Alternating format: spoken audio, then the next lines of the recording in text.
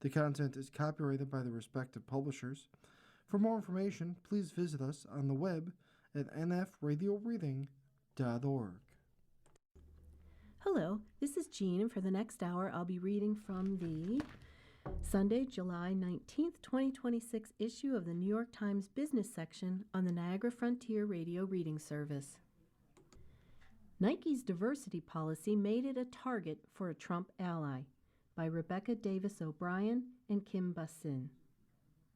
In May 2024, Andrea Lucas, a commissioner on the Equal Employment Opportunity Commission, sent a 26-page memo to several agency officials arguing that Nike, the world's largest sportswear company, had systematically discriminated against white employees and job applicants for years. Nike had set targets for diversity in its U.S. workforce, wrote Ms. Lucas, who was appointed to the commission by President Trump during his first term. She said the company had used internal programs to expand racial representation, even as it appeared to have culled white executives through layoffs. If the race of candidates had influenced any of Nike's employment decisions, including its training programs, Ms. Lucas wrote, then the company violated federal law. Time is of the essence to prevent future potential large-scale unlawful discrimination, Ms. Lucas said in the memo, a copy of which was reviewed by the New York Times. That same day, she filed a charge that started a civil rights investigation into Nike. Few major companies had more openly embraced a commitment to diversity than Nike, not only in its advertising campaigns, but in its workforce. Those efforts landed the company in Ms. Lucas's sights. As she rose to power at the EEOC, culminating in her role as the commissioner's chair, her pursuit of Nike became a roadmap for similar investigations. For decades, the EEOC investigated employers whose hiring and promotional practices may have been unfair on the basis of race, sex, disability, or national origin. The agency also supported employers trying to increase diversity in their hiring pools after years of discrimination where qualified applicants were passed over for roles. Ms. Lucas has redirected that work. In her 6 years at the Commission, and in particular since becoming the chair last year, she has targeted companies whose practices, she says, have been unfair to white men. Her efforts have been buoyed by a backlash against the profusion of diversity, equity, and inclusion programs that followed the 2020 murder of George Floyd. She has said she wants to restore equal treatment in the workplace. Her detractors have accused Ms. Lucas of a cynical effort to carry out its policy goals of the Trump White House. A spokesman for the EEOC declined to respond to a detailed set of questions for this article, citing continuing litigation in the Nike investigation. The investigation was unusual from the outset. A vast majority of the agency's cases begin with a complaint from an employee. There was none in this case. Even Ms. Lucas's 26-page memo was atypical. Commissioners don't usually offer reams of footnoted evidence when they file a charge. At first, the Nike investigation seemed on course for a discreet, painless resolution. In early January of 2025, in the final weeks of the Biden administration, Nike signed a settlement agreement with the EEOC, but shortly after Mr. Trump took office, the agency withdrew the agreement without explanation. The investigation became public early this year when the agency filed a motion in federal court to enforce a subpoena, a move that Nike said was unnecessary given that it had been cooperating with the investigation through extensive good faith participation. It was a swift, public escalation. While the court battle is technically still just about a subpoena, the broader questions at hand about Nike's obligations as an employer, the powers of the EEOC, and the civil rights implications of diversity programs could progress through the federal courts should either side decide to file a lawsuit. Employment lawyers, along with current and former EEOC officials of both parties, say Ms. Lucas is most likely setting the stage for a Supreme Court case, one that could dismantle the legal infrastructure for diversity and affirmative action programs in the workplace. Ms. Lucas has said as much. The agency's new national enforcement plan, released last month, lists as one of its top priorities cases having the potential of promoting the development of law, including the analysis of DEI programs following recent Supreme Court precedent, in cases that make it easier for employees to bring civil rights claims against their employers, and which ended affirmative action in higher education. They're trying to change decades of settled precedent on those areas, and I do think they would like to get the Supreme Court on a range of these issues, said Jenny Yang, a Democrat and former chair of the EEOC. But I also think they're trying to intimidate employers. In the crosshairs, Nike's efforts to foster diversity at the company began in earnest in 2002 when the company, then run by Phil Knight, its co-founder, established an Office of Global Diversity and said it wanted to make diversity a competitive advantage. In her May 2024 memo laying out the evidence against Nike, Ms. Lucas pointed to a 2018 message from the company's Human Resources Department. At that time, women at Nike had complained about sexual harassment and a pervasive boys' club culture. They polled their colleagues and sent Mark Parker, then the company's chief executive, a package full of surveys. The ensuing upheaval led to the resignation of several high-ranking executives. Monique Matheson, then the chief HR officer, told employees that Nike needed to increase representation of women and people of color while nurturing a more inclusive culture.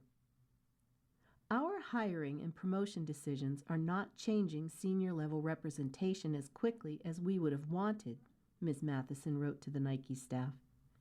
The company's stated commitment to diversity in its workforce and its yoking of commercial interest to social justice causes was boosted by the presence of some high-profile athletes on Nike's roster. In 2018, the company started an ad campaign featuring Colin Kaepernick, the football star who knelt during the national anthem to protest police brutality. In 2019, Nike established a Serena Williams Design Crew, an incubator for young designers. The program would add a new crop of apprentices each year, with fashion collections sold to the public, and was billed as a way to enhance diversity in the design industry. I wanted to see more people who looked like me, Ms. Williams, the tennis star, said at the time. The next year, the murder of George Floyd set off a public outcry for a racial reckoning that reached boardrooms, which adopted and promoted diversity, equity, and initiatives. Affinity groups, internal training sessions, and statements of diversity became part of corporate culture across industries. At Nike, the efforts appeared to work. In 2013, Bloomberg reported that Nike was one of the most clear-cut examples of a broader trend in corporate America in hiring racial minorities in the wake of the Black Lives Matter movement. Citing EEOC data, Bloomberg wrote that Nike had added Black, Hispanic, and Asian people across almost every job category, even as it lost white workers. In March of 2024, the company said it increased racial and ethnic minority representation in its U.S. corporate workforce to 41% from 32%. That put Nike in Ms. Lucas's crosshairs. After Mr. Trump lost the 2020 election, Ms. Lucas became one of 2 Republicans on a 5-member board controlled by Democrats. She became known inside the agency for initiating so-called commissioner charges, a rare type of investigation without underlying employee complaints, according to current and former agency officials. She and her staff also developed a reputation for hounding local investigative offices about cases she cared about and having her staff delve into case files which current and former EEOC employees said was highly unusual. When EEOC commissioners file a discrimination charge, they are required simply to attest, under penalty of perjury, that they have evidence of a civil rights violation. Ms. Lucas, however, offered a full legal memorandum with footnotes citing news articles and company records. She did the same for investigations into Columbia University and the University of Pennsylvania, also cases she initiated without employee complaint, according to materials reviewed by the Times. In her memo about Nike, Ms. Lucas quoted from the company's own HR materials. All these programs reportedly focus on increasing minority candidates, potentially to the exclusion of white candidates, Ms. Lucas wrote. Given Nike's focus on numerical target goals for minority recruiting and, as demonstrated below, its success in achieving those numbers, these programs should be examined for both potential disparate treatment and impact. A scuttled settlement. The Nike investigation was first assigned to the Seattle field office, which covered the area of Nike's headquarters in Beaverton, Oregon. As is required by law, the inquiry proceeded in secret. After Mr. Trump won the election that November, there was a push at the EEOC to finish cases before the next administration took over, as is often the case, people familiar with the agency said.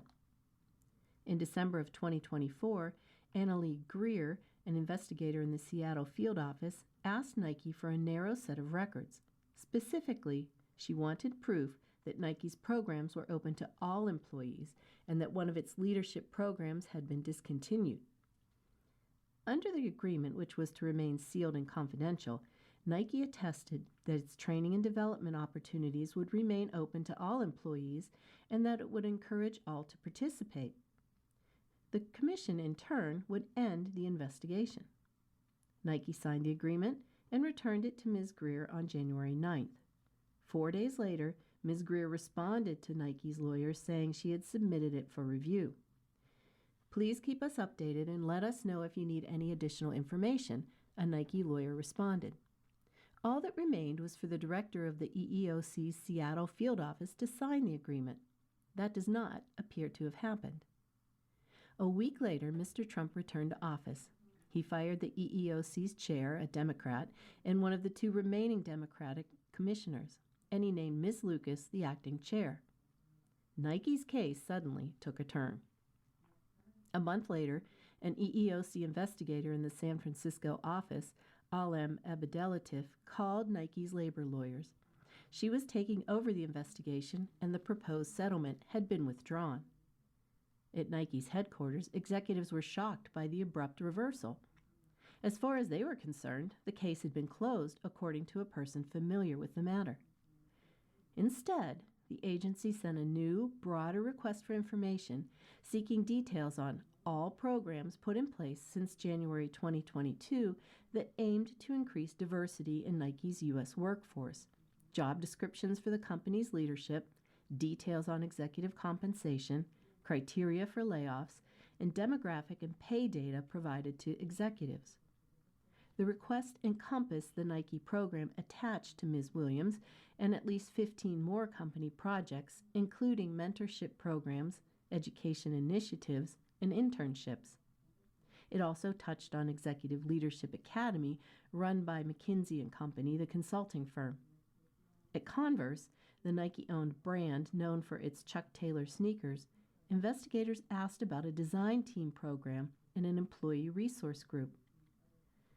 At Nike, we constantly test and learn because we believe the best innovations stem from this approach, a spokeswoman for Nike said in a statement in response to a question on the status of its diversity programs.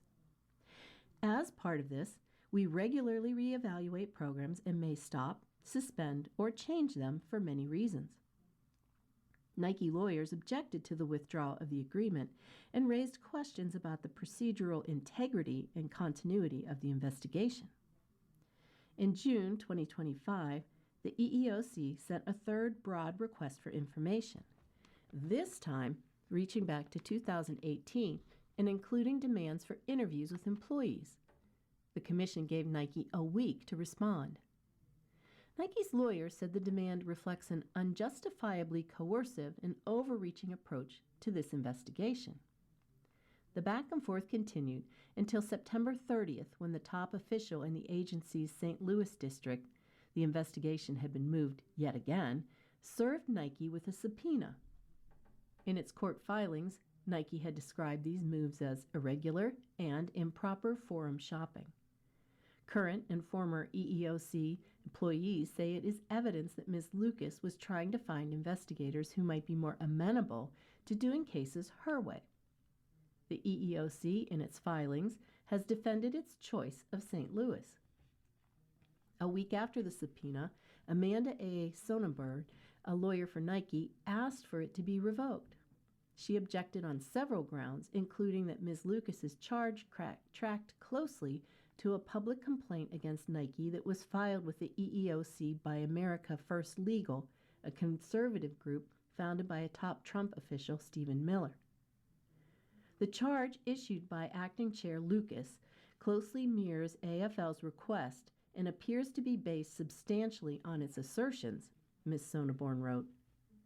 Since its founding in 2021, AFL has filed scores of complaints against companies with the EEOC and has been involved in several cases that have reached the Supreme Court. The court recently agreed to hear a case following a petition by AFL that would allow parents to challenge state laws supporting confidentiality for minors seeking gender-affirming treatment. Last year, the Supreme Court ruled unanimously in favor of a straight woman who lost twice positions to gay workers, saying that lower courts had been wrong to apply heightened standards to prove discrimination because she was a member of a majority group. AFL wrote an amicus brief in the case, which Justice Clarence Thomas quoted in his concurring opinion. Justice Thomas, who served as the chair of the EEOC in the 1980s, is a hero to Ms. Lucas. She has called him the very finest living American. Going public.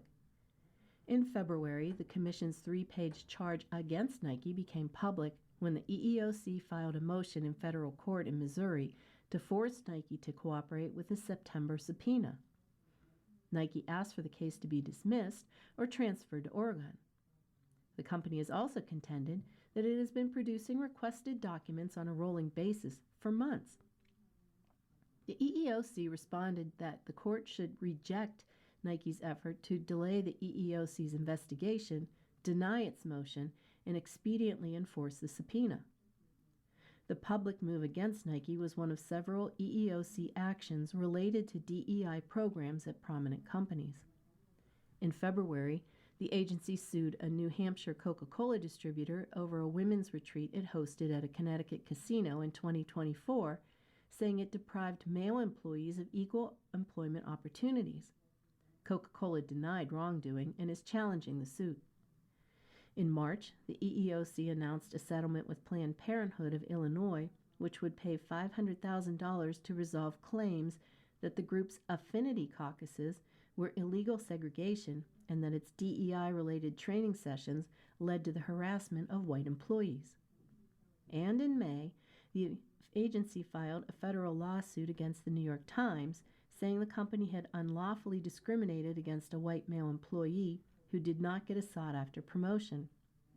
The Times has denied wrongdoing and filed a countersuit. Nike and the EEOC are scheduled to appear in court next month, according to its joint motion filed on Wednesday. Nike has continued to produce documents responding to the subpoena. At Nike, Ms. Williams' design program ended last year when the 5-year arrangement expired, according to a person familiar with the agreement. Among the final items the designers developed was a sneaker loafer hybrid called the Air Max Phenomena, which was released last July. It's unclear what, if any, charges Nike has made to its other diversity programs since the investigation started. Many projects, including one that selected graduate students for marketing internships, are still running. You're listening to a reading of articles and features from the New York Times business section on Niagara Frontier Radio Reading Service. With interest, $6.3 billion, the cost that new data centers will add to electricity bills in 13 states. Electricity bills will be going up a lot over the next 3 years for consumers and businesses in 13 eastern states and the District of Columbia, largely because of the power demands of new data centers. Last week, PJM, the nation's largest electrical grid operator, released results of an electricity auction that added $6.3 billion in costs for its 67 million customers. In the auction, held on June 30th, power companies indicated the prices they would accept to offer electricity to PJM in times of peak demand, which in turn informs what its customers must pay, the New York Times' Ivan Penn reported. These auction results show that demand for electricity continues to grow faster than electrical supply, David Mills, president and chief executive of PJM, said in an announcement of the auction results. Monitoring Analytics, PJM's independent market monitor, produced the $6.3 billion figure and estimated that data centers added $29 billion in utility costs for customers in the PJM region since 2024. The results come as anger over data centers and concerns about their burdens on consumers have risen. In 2024, Governor Josh Shapiro of Pennsylvania, a Democrat, sued PJM, leading to a settlement that capped the price set at auction. Last Tuesday, New York enacted the nation's first statewide moratorium on data centers, pausing construction for 1 year to assess the impact of the data centers on the environment and energy use. Patrick Cicero, a former state-appointed consumer advocate for Pennsylvania, who is now counsel for Pennsylvania Utility Law Project, which assists low-income consumers, told Mr. Penn, "The bottom line is high prices are going to remain in place." Markets last week. Best performers: PayPal Holdings, Inc., up 22.1%, Cintas Corporation, up 13.8%, Valero Energy Corporation, up 10.3%, Marathon Petroleum, up 10.2%, Palo Alto Networks, Inc., up 10.1%. Top 5 worst performers: SanDisk Corporation, down 29.3%, International Business Machines, down 26%, Marvell Technology, Inc., down 20%, Corning, Inc., down 19%, Ciena Corporation, down 18.7%. The leading international stock markets: Toronto was down 0.1%, New York was down 1.6%, London was up 1.1%, Frankfurt was down 0.9%, Shanghai was down 5.8%, Tokyo down 6.4%, and Hong Kong was up 1.6%. Consumer rates: borrowing rate on a 30-year fixed mortgage was 6.6%, and the savings rate for 1-year CDs was 2%. The price of gas per gallon, weekly average, as of July 10th, was $3.65. Strategies by Jeff Sommer. Artificial intelligence is running on borrowed money. Risk is increasing as big tech companies turn to bond market to finance data centers. Wealth from Oracle, the giant tech company founded by Larry Ellison, is enabling Larry and his son David to become media moguls. Thanks to backing from Larry's Oracle billions, David has taken control of Paramount and is engaged in a hotly contested $111 billion bid to take over Warner Brothers, Discovery too. They are trying to build a media behemoth containing 2 big movie studios, multiple streaming services, and the news networks CNN and CBS News, all under one enormous corporate roof. The fight over the Oracle-financed empire has, understandably, captured plenty of headlines. But what it hasn't received nearly as much attention is another important development: the downgrading of Oracle debt. It now stands just 1 notch above junk bond status. That happened on July 9th when the S&P Global said that Oracle's finances had been deteriorating. Oracle had also been hit hard in the stock market, reducing the value of Larry Ellison's holdings since September by about $230 billion, according to my calculations, based on FactSet data. What has damaged Oracle's debt rating and disturbed its finances is the elephant stomping through financial markets: colossal spending on artificial intelligence. Data centers and other infrastructure for AI involve staggering amounts of money. These cascades of AI-driven cash have enriched diverse segments of the stock market, from semiconductor makers to engineering companies, to utilities, to energy producers. AI money is bolstering the entire U.S. economy, contributing perhaps 1.1% to the nation's economic growth, J.P. Morgan Asset Management estimates. But where is the money coming from? At this point, a major source is firms like Oracle, which has gone on an immense spending spree on AI data centers, increasingly selling bonds to raise the money. Oracle is not alone. Alphabet, Microsoft, Amazon, and Meta are giant investors in data centers too. The industry jargon is hyperscaler. But their underlying finances are stronger than Oracle's, and their expenditures have not landed them in the same level of trouble in the markets. Microsoft, for example, has a AAA credit rating, better than the U.S. government's. Whether Microsoft manages to retain that rating after it splurges on AI data centers remains to be seen. Microsoft is starting from a much better place financially than Oracle is, said Mariana Antina, a portfolio manager for DoubleLine, the money management company said in an interview. These 5 companies combined are pouring more than $800 billion into AI investments this year and plan to add more than $1.2 trillion in 2027, according to Morgan Stanley.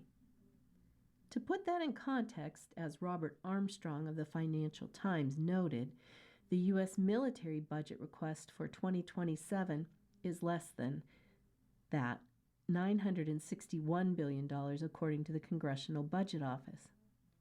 Few people outside the markets have paid attention to what goes on behind the financial curtain for artificial intelligence. These big companies are able to categorize the money as an investment, a capital expenditure, and not as an expense. So, under current accounting rules, the bulk of the spending has not yet counted against their gaudy earnings. That's helping to propel the stock market to new heights under rosy assumptions that AI will transform the world and the companies behind it will be making money.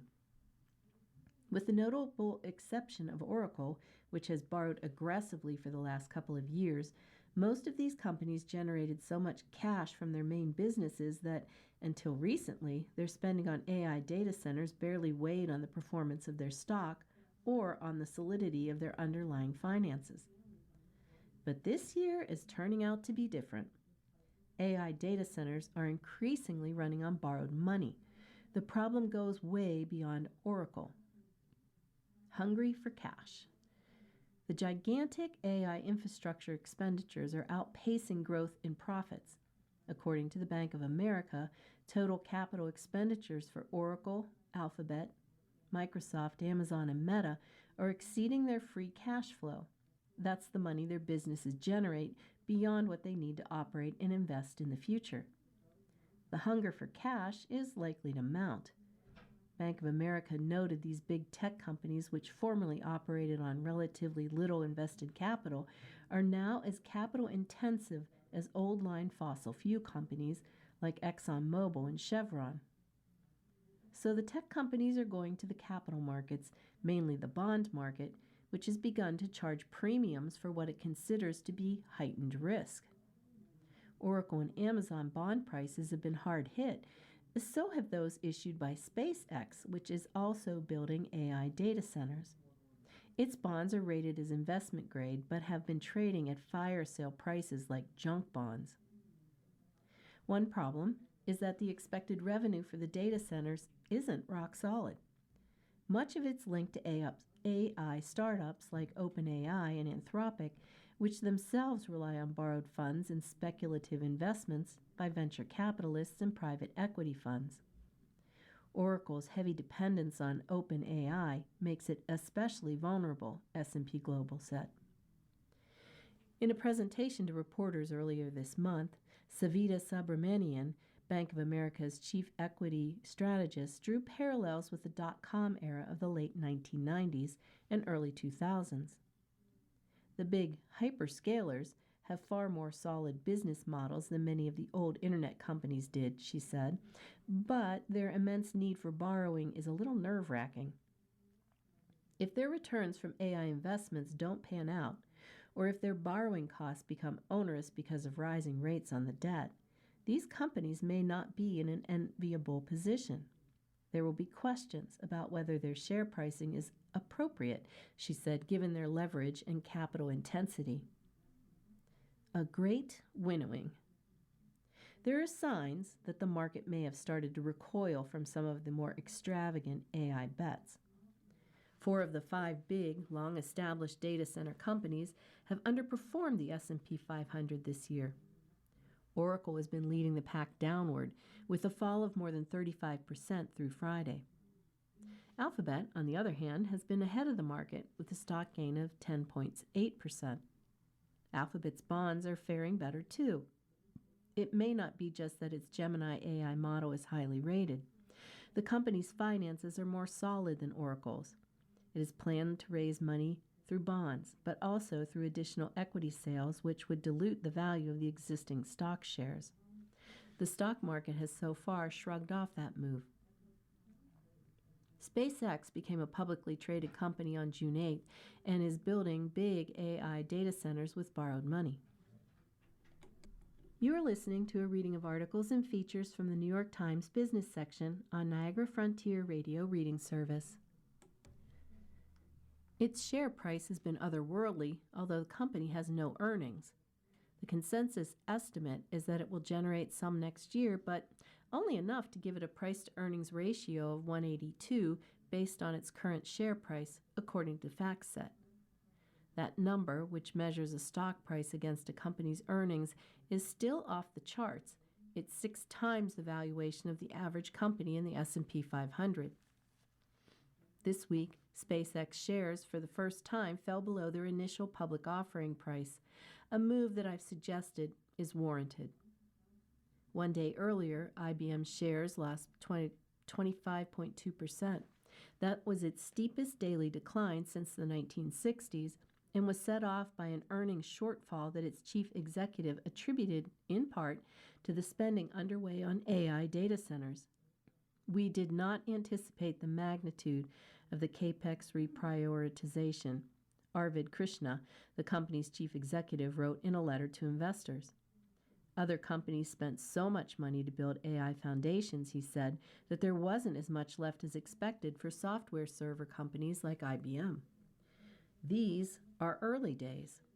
I have no doubt that artificial intelligence is an important technology. Great fortunes are already being made. But I'm also certain there will be many losers, as there were in 2 other episodes of mammoth infrastructure investments in budding technologies, the railroads in the 19th century and the various early internet companies of the dot-com era. Well-run, diversified, and deep-pocketed companies have a better chance of survival in epochs like these than those who take on inordinate risk with their capital's investments. Even so, the future champions may not be any of the early giants. A great winnowing is coming, and prudent investors will accept that they cannot know in advance who the winners and losers will be. CEO's feud over prediction markets takes an ugly turn. A vicious rivalry between Shane Copeland of Polymarket and Tarek Mansour of Kalshi, by David Yaffe-Bellany and William R. Rashbaum. Early one morning in November of 2024, Shane Copeland, the founder of Polymarket, woke to an unexpected visit. A group of FBI agents burst into his New York apartment with a battering ram, scouring for evidence of illegal betting on his platform. On social media, Mr. Copeland dismissed the raid as a politically motivated attack by the Biden administration, but privately he and his advisors voiced suspicions about a different culprit, whom they blame for many of Polymarket's problems, Tarek Mansour, the chief executive of Kalshi, Mr. Copeland's biggest rival in the booming business of prediction markets. Mr. Mansour's company had indeed played a role. In the months before the FBI raid, Kalshi's lawyers met with federal prosecutors in Manhattan to raise concerns about Polymarket, according to 4 people with knowledge of the discussions, which have not been previously reported. The lawyers explained how Polymarket's platform worked, one of the people said, and highlighted an important fact, that customers could use it from the United States where it was supposed to be banned. It was a moment of maximal aggression in a long simmering feud between Kalshi and Polymarket, two of the tech industry's hottest startups. A clash of ambitious founders is nothing new in Silicon Valley, where ego-driven squabbles are as familiar as corporate puffervests.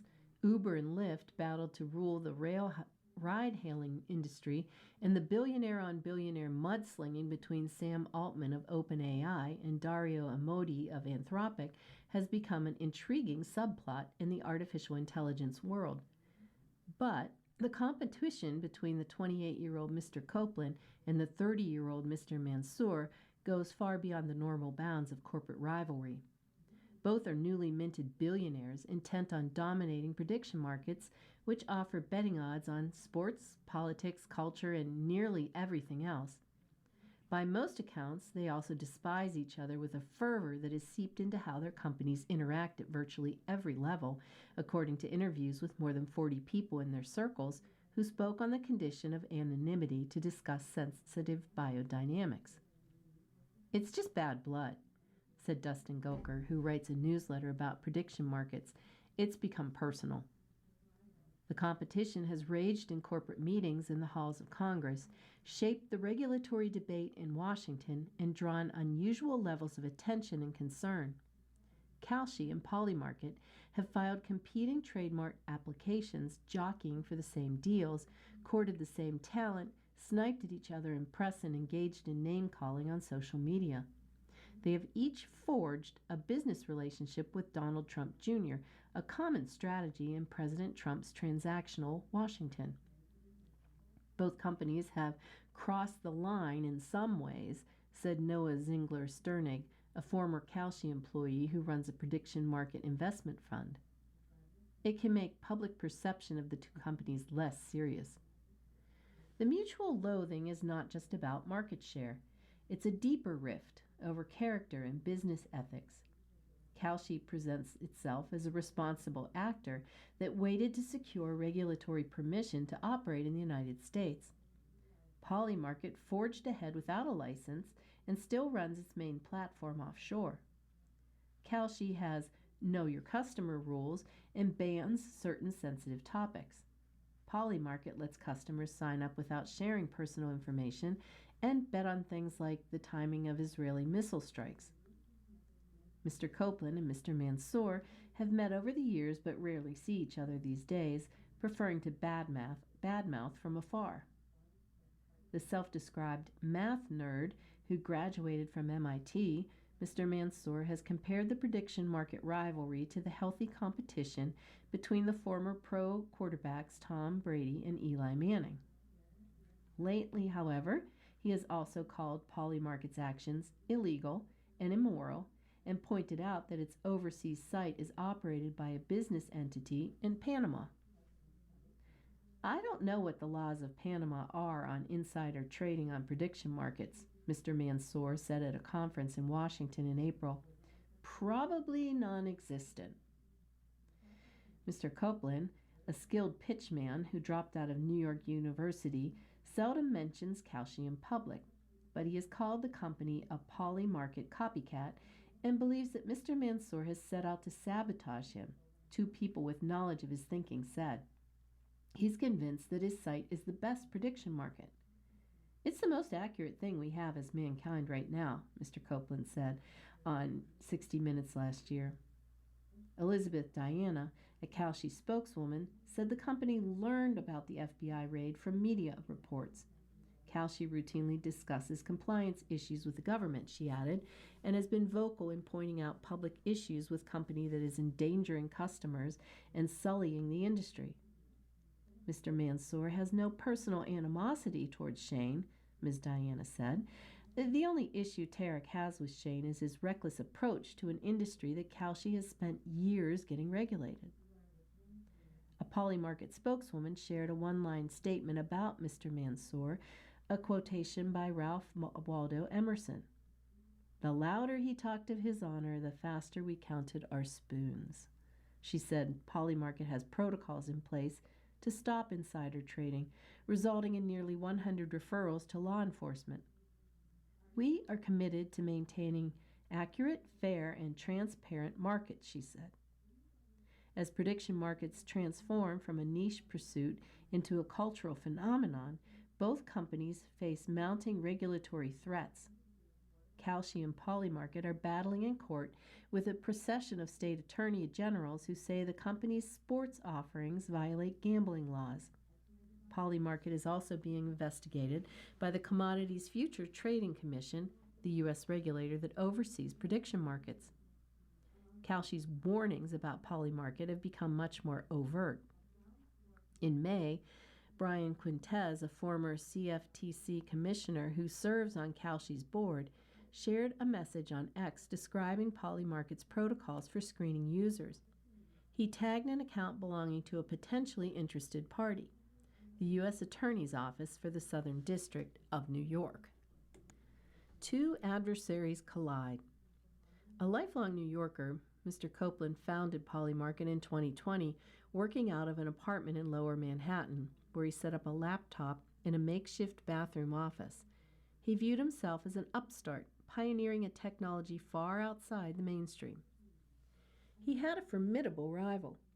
A former Citadel trader who had grown up in Lebanon, Mr. Mansour started Kalshi in 2018 with Luana Lopez Lara, an MIT classmate who serves as the firm's chief operating officer. Mr. Mansour's colleagues describe him as a smart, scrappy, and a bit awkward. Mr. Copeland is more easygoing, an art collector, a music aficionado who cultivates a studied New York cool. They've never been particularly friendly. In one stilted early encounter, Mr. Copeland pointed out to Mr. Mansour that both were raised by single mothers, a comment that made Mr. Mansour uncomfortable, a person familiar with the exchange said.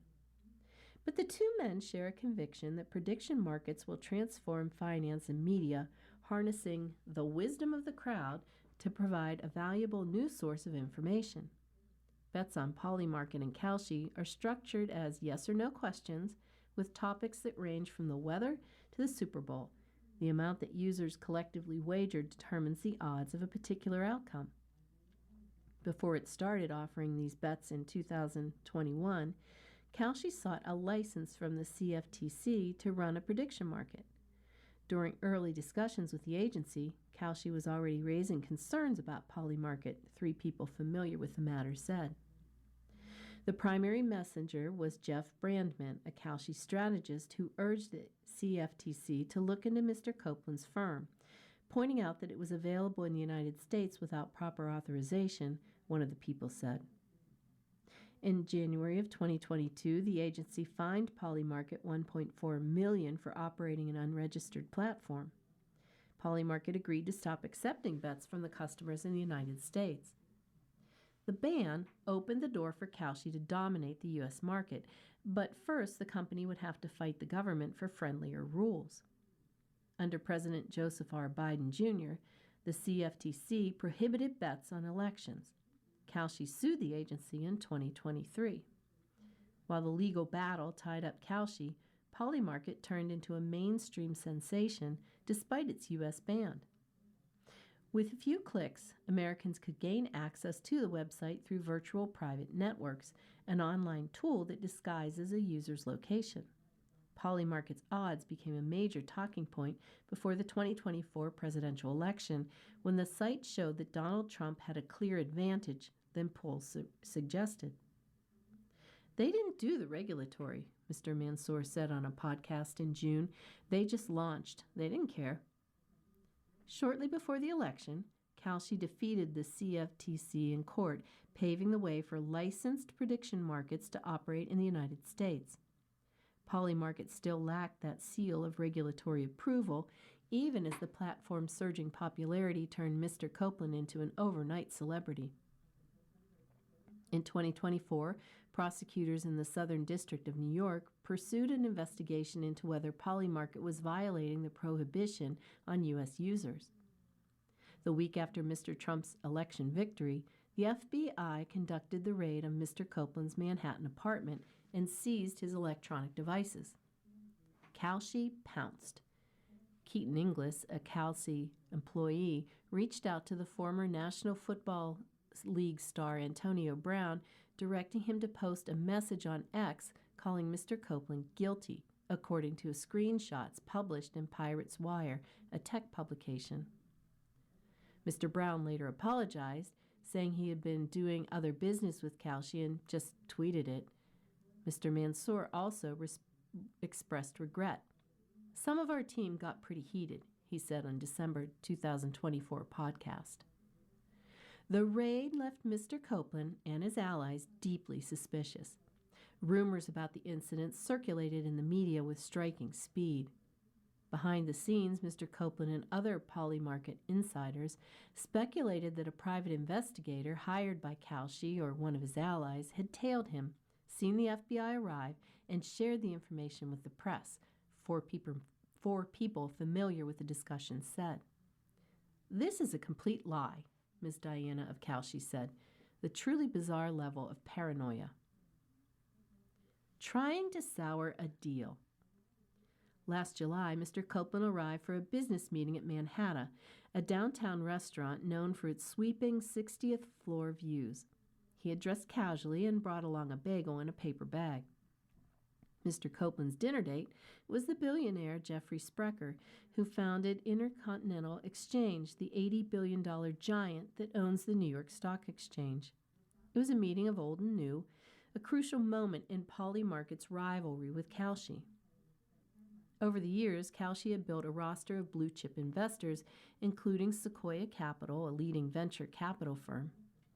Mr. Copeland has not always had the same success navigating large institutions, but he and Mr. Mansour both forged relationships with executives at Intercontinental Exchange, which wanted to invest in prediction markets. Mr. Copeland and Mr. Sprecher hit it off at Manhattan.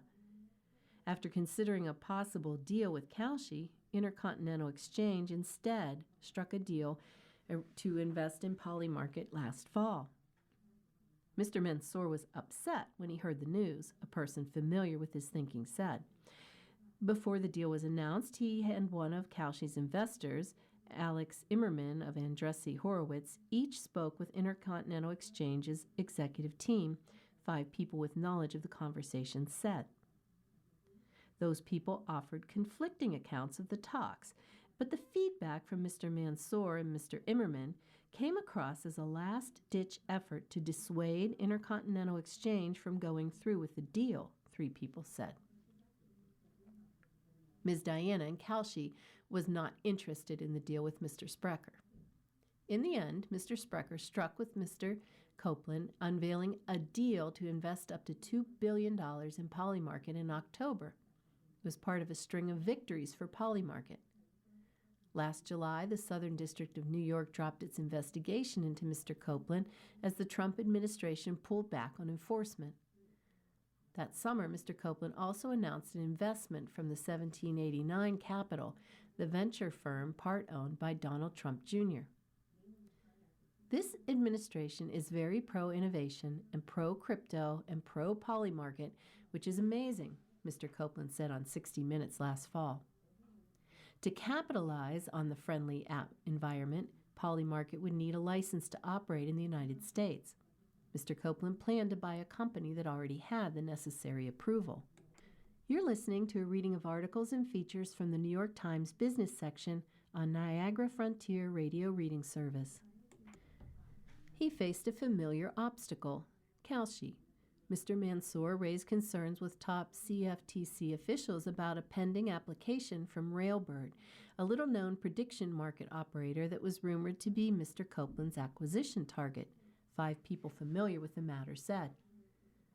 Kalshi's warnings went unheeded. The CFTC approved Railbird's application in June of 2025, and Mr. Copeland went on to buy a different firm, QCX, for $112 million after it received a U.S. license around the same time. Polymarket's main platform was still banned, but the QCX purchase allowed Mr. Copeland to roll out a smaller U.S. app, giving his company access to more customers. When he announced the QCX acquisition in July, Mr. Copeland posted an image of the American flag on social media. "I've waited a long time to say this," he wrote. "Polymarket is coming home." A subtle act of trolling. As the New York Knicks embarked on an epic playoff run this spring, Mr. Mansour posted a photo of himself under the lights at Madison Square Garden. He sat courtside with a toothy grin, wearing Knicks colors. Officially, Mr. Mansour was celebrating a new partnership with the Garden, which had christened its sixth-floor concourse the Kalshi Concourse. But close observers picked up on something else, a subtle act of trolling. Mr. Copeland had posted frequently about the Knicks before he was famous and had been spotted courtside at the Garden during the regular season. Before Kalshi secured the partnership with the Garden, Polymarket had explored a similar deal but was unwilling to match Kalshi's offer, a person familiar with the discussion said. It was a sign that a rivalry once confined to an internet niche had exploded into the mainstream. Over the first 6 months of the year, Kalshi and Polymarket have drawn more than $150 billion in trades, a 1,200% surge that has raised the competitive stakes. So far, Mr. Mansour is winning. After a fundraising round in May, Kalshi was valued at $22 billion, $7 billion more than Polymarket. Last year, Kalshi processed over $33 billion in trades, twice Polymarket's total, according to Block, a data provider. Ms. Diana said it was laughable to suggest that Kalshi's deal with Madison Square Garden had something to do with Mr. Copeland. "We don't do deals to troll people," she said. The skyrocketing interest in prediction markets has also brought heightened political scrutiny, much of it focused on Polymarket. In April, an Army Special Forces soldier was charged with using confidential information to place bets on Polymarket about the capture of Venezuela's president, Nicolas Maduro. The soldier had made more than $400,000 using the company's offshore platform through a VPN, according to the indictment. Polymarket's spokeswoman said the company bans VPNs. Kalshi and Polymarket are taking divergent approaches to policing insider trading. Kalshi requires customers to provide detailed personal information, sometimes including employment status, before they place a wager. Polymarket's platform creates a public record of trades, allowing sleuths to ferret out possible wrongdoing. But it does not mandate that users reveal their name, employer, or other personal information.